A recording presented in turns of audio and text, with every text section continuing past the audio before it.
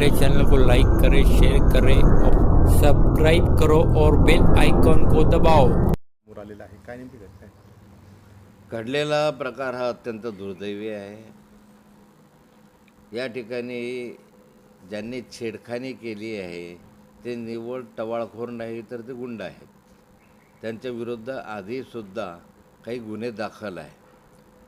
ह्या मुली ज्यावेळेस यात्रेमध्ये होत्या त्यावेळेस एक पोलीस तिथे हजर होता.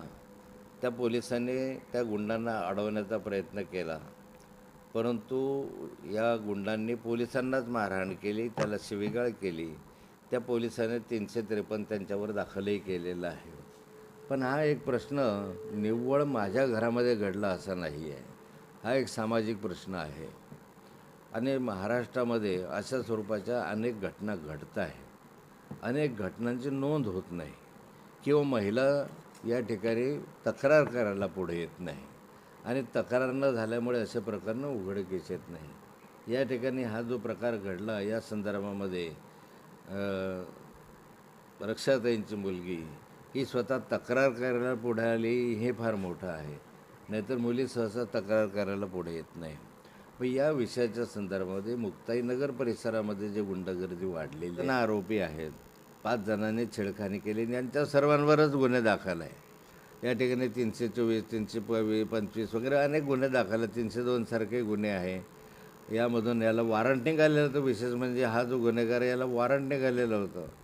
वॉरंट निघून फरार आरोपी होता, तरी तो त्या ठिकाणी कसा दिसला हाही एक प्रश्न निर्माण होतो या ठिकाणी. म्हणजे एकंदरीत जर चित्र पाहिलं तर पोलिसांचीही या संदर्भामध्ये एक ज्याला आम्ही म्हणतो दुर्लक्ष करण्याची भूमिका दिसते आहे. हो, खरं तर केंद्रीय मंत्र्यांचीच मुलगी सुरक्षित नाही, त्यामुळे राज्यातील महिला सुरक्षेचा प्रश्न जो आहे हा ऐरणीवर आल्याचं पाहायला मिळते. विरोधकांकडून देखील आता यावरती टीका केली जाते. निश्चित या ठिकाणी हा प्रश्न सर्वसामान्य माणसाच्या मनामध्ये निर्माण होतो की जर केंद्रीय मंत्र्यांच्या मुलींच्या संदर्भात एवढं धाडस कोणी करत असेल तर सर्वसामान्य मुलींचं काय? एकंदरीत यामध्ये चर्चा करण्याची आवश्यकता आहे. महिला धोरणाच्या संदर्भात चर्चा करण्याची आवश्यकता आहे. महिलांच्या संरक्षणासाठी काही वेगवेगळे उपाय योजण्याची आवश्यकता आहे. सरकारनं ही घटना लक्षात घेता मला वाटतं की अधिक गंभीरतेनं या संदर्भात कारवाई करावी. एक बैठक आहे का? उद्या अधिवेशन चालू होतं आणि बजेटचं चालू होतं.